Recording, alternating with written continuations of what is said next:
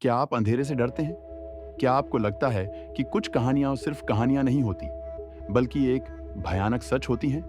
तो तैयार हो जाइए, क्योंकि आज मैं आपको एक ऐसी दास्तान सुनाने जा रहा हूं जो आपकी रातों की नींद उड़ा देगी। ये कहानी है दुर्गम घाट की, जहां मौत का साया हर पल मंडराता है और जहां से कोई जिंदा नहीं लौटता। रात का समय था। काली घुटन भरी हवा पूरे कमरे में पसरी हुई थी। खिड़की से आती ठंडी हवा ने अर्नव के रोंगटे खड़े कर दिए थे, जैसे कोई अदृश्य हाथ उसे छू रहा हो। कमरे में अजीब सी खामोशी थी, जो किसी आने वाले तूफान का संकेत दे रही थी। अर्नव अपनी किताब में खोया हुआ था, लेकिन उसका मन बेचैन था। उसे लग रहा था जैसे कोई उसे देख रहा हो, उसकी हर हरकत पर नजर रख रहा हो। अचानक उस सन्नाटे को चीरते हुए अर्नव का फोन लगातार वाइब्रेट होने लगा।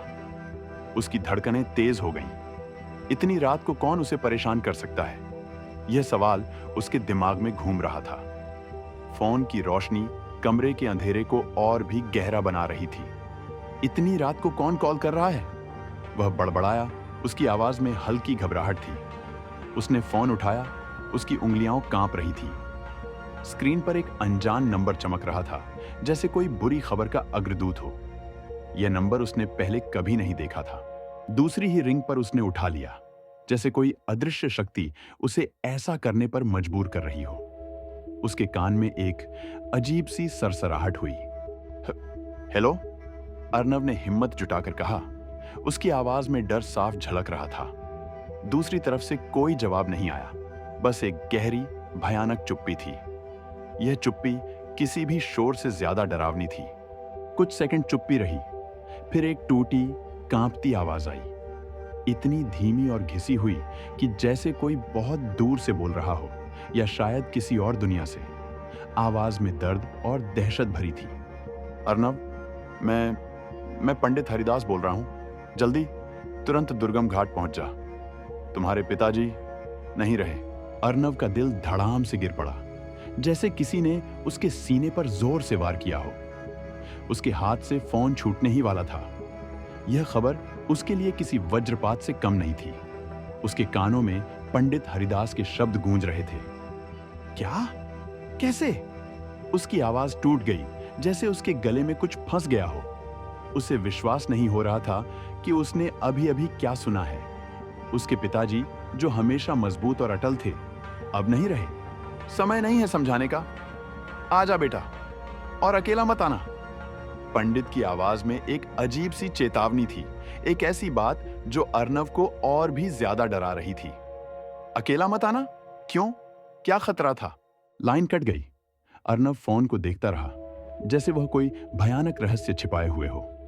उसके दिमाग में हजारों सवाल घूम रहे थे, लेकिन कोई जवाब नहीं था। बस एक गहरा काला डर था। 2 घंटों में अर्नव अपनी कार से दुर्गमपुर गांव पहुंच गया। रात का अंधेरा और भी घना हो चुका था, और जंगल की हवा में एक अजीब सी ठंडक थी, जो हड्डियों तक को कंपा रही थी। रास्ते भर उसके दिमाग में पंडित हरिदास के शब्द गूंजते रहे, और अकेला मत आना वाली चेतावनी उसे बार बार परेशान कर रही थी। यह वही गांव था जहां उसका बचपन बीता था, और जहां से वह सालों पहले निकल गया था, एक बेहतर भविष्य की तलाश में। लेकिन आज वह वापस आया था, एक भयानक सच का सामना करने। गांव के बाहर एक छोटे से मैदान में लोग उसके पिता वीरेंद्र सिंह को अंतिम विदाई दे रहे थे। चिता की आग की लपटें अंधेरे में नाच रही थीं, और उनके साथ ही गांव वालों के चेहरों पर डर और उदासी साफ झलक रही थी। अर्नव भीतर से टूट चुका था। उसके पिता, उसके आदर्श अब नहीं रहे थे, लेकिन इस दुख के साथ एक अजीब सा डर भी था, जो उसे अंदर ही अंदर खाए जा रहा था। पंडित हरिदास ने उसे किनारे ले जाकर कहा। उनकी आवाज धीमी और कांपती हुई थी, जैसे वे कोई भयानक राज बता रहे हों। उनकी आंखों में एक गहरी दहशत थी, जो अर्नव को और भी ज्यादा डरा रही थी। तुम्हारे पिता का शरीर जंगल में मिला, तंत्र वृक्ष के नीचे। वो पेड़ जिसके बारे में गांव में कई भयानक कहानियां प्रचलित हैं। लोग कहते हैं कि उस पेड़ पर बुरी आत्माओं का वास है, और जो भी उसके पास जाता है वह कभी लौट कर नहीं आता। अर्नव का हाथ कांप गया। तंत्र वृक्ष, उसने बचपन में उस पेड़ के बारे में कई डरावनी कहानियां सुनी थीं। गांव के बच्चे उस पेड़ के पास जाने से भी डरते थे और उनके शरीर पर धारदार निशान थे, जैसे किसी जंगली जानवर ने नहीं, बल्कि किसी इंसान ने या शायद किसी और चीज ने उन्हें नोचा हो। सबसे डरावनी बात, उनका दिल निकाल लिया गया था। पंडित ने फुसफुसाते हुए कहा। उनकी आवाज में इतनी दहशत थी कि अर्नव के रोंगटे खड़े हो गए। दिल निकाल लिया गया था। यह बात किसी भी सामान्य मौत से कहीं ज्यादा भयानक थी। यह किसी शैतानी कृत्य की निशानी थी। अर्नव का हाथ कांप गया। उसके दिमाग में एक भयानक तस्वीर उभर आई। किसने किया ये? उसकी आवाज मुश्किल से निकली। उसे लग रहा था जैसे कोई अदृश्य हाथ उसका गला घोंट रहा हो। पंडित ने कांपते हुए कहा। उनकी आंखें अंधेरे में चमक रही थीं, जैसे वे किसी भयानक चीज को देख रहे हों। यह इंसान का काम नहीं है बेटा। पिछले 3 महीने में 5 लोगों के साथ यही हुआ। 5 के शरीर तंत्र वृक्ष के नीचे मिले और 5 का दिल गायब था। गांव में दहशत का माहौल है। कोई नहीं जानता कि यह कौन कर रहा है या क्यों कर रहा है। और वो 5 तुम्हारे पिता के बहुत करीबी थे। तुम्हारे पिता के सबसे अच्छे दोस्त, उनके व्यापारिक साझेदार और यहां तक कि उनके बचपन के गुरु भी, सभी एक एक करके मारे गए। उसके पैरों तले जमीन खिसक गई। यह सिर्फ एक हत्या नहीं थी, यह एक भयानक सिलसिला था और अब उसके पिता भी इस सिलसिले का हिस्सा बन गए थे। उसे लगा जैसे कोई अदृश्य जाल उसके चारों ओर कसता जा रहा हो। सब गांव वाले चले गए। चिता की आग अब धीमी पड़ चुकी थी और उसकी राख अंधेरे में चमक रही थी। बस पंडित हरिदास अकेले श्मशान में बचे थे। उनकी आंखों में गहरी चिंता और डर था। अर्नव थोड़ी दूरी पर बैठा रो रहा था। उसके आंसू अंधेरे में चमक रहे थे। उसके पिता की यादें उसे अंदर ही अंदर खाए जा रही थीं। लेकिन इस दुख के साथ एक अजीब सा डर भी था जो उसे चैन नहीं लेने दे रहा था। ठीक तभी राख के ढेर के पीछे से एक कुबड़ा, लंबा सा आदमी उभर आया। उसकी चाल अजीब थी, जैसे वह जमीन पर घिसट रहा हो। उसकी परछाई चिता की धीमी आग में और भी भयानक लग रही थी। अर्नव ने उसे देखा और उसकी सांसें थम गईं। उसकी आंखें लाल, जैसे अंगारे दहक रहे हों, और शरीर पर राख लगी हुई थी, जैसे वह अभी अभी चिता से निकला हो। उसके चेहरे पर एक भयानक मुस्कान थी जो किसी भी इंसान की नहीं हो सकती थी। वह धीरे धीरे अर्नव की ओर बढ़ा। उसकी हर चाल में एक अजीब सी क्रूरता थी। वह हंसते हुए बोला। उसकी आवाज इतनी कर्कश और भयानक थी कि अर्नव के कानों में दर्द होने लगा। 6वां नंबर, तुम हो? अर्नव सन्न रह गया। उसके शरीर में खून जम गया। यह कौन था और वह ऐसा क्यों कह रहा था? कौन हो तुम? अर्नव ने हिम्मत जुटाकर पूछा। उसकी आवाज कांप रही थी। वह कुबड़ा धीरे धीरे पास आया। उसकी लाल आंखें अर्नव पर टिकी थीं। उसकी सांसें इतनी ठंडी थीं कि अर्नव को लगा जैसे कोई बर्फीला हाथ उसके चेहरे पर फिर रहा हो। मैं वही हूं जिसे तुम्हारे पिता ने बांध दिया था। सालों पहले उन्होंने मुझे इस जंगल में कैद कर दिया था ताकि मैं गांव वालों को नुकसान न पहुंचा सकूं। लेकिन अब बंधन टूट गया है और जो जो उनके करीब था, सभी की बारी आएगी। एक एक करके मैं उन सभी को खत्म करूंगा जिन्होंने मुझे कैद करने में उनका साथ दिया था। तुम्हारे पिता ने सोचा था कि वे मुझे हरा सकते हैं, लेकिन वे गलत थे। अर्नव डर के मारे पीछे हट गया। उसकी पीठ पर पसीना आ रहा था। यह कोई इंसान नहीं था, यह कोई शैतानी शक्ति थी। पंडित हरिदास चिल्लाए।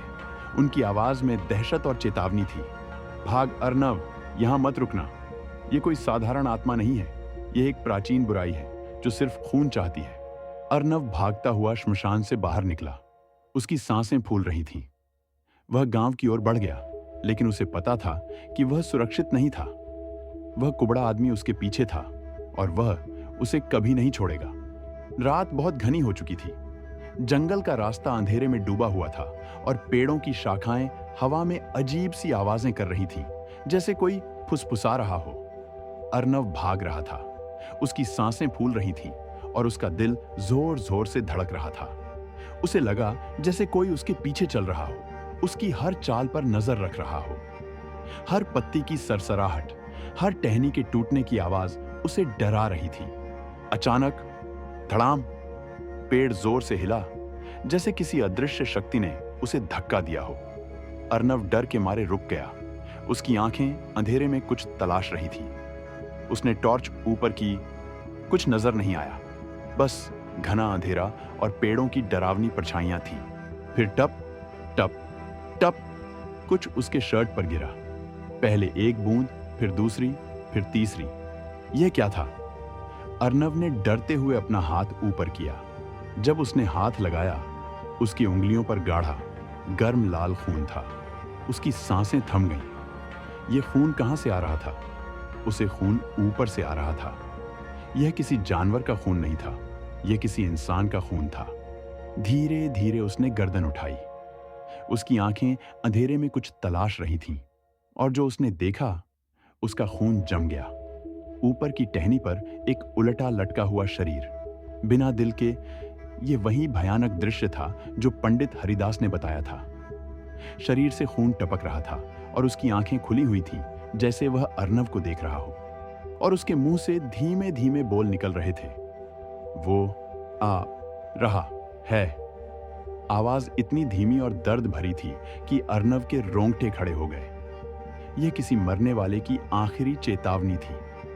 अगले ही पल वह शव नीचे गिर गया। धड़ाम की आवाज के साथ वह अर्नव के ठीक सामने गिरा।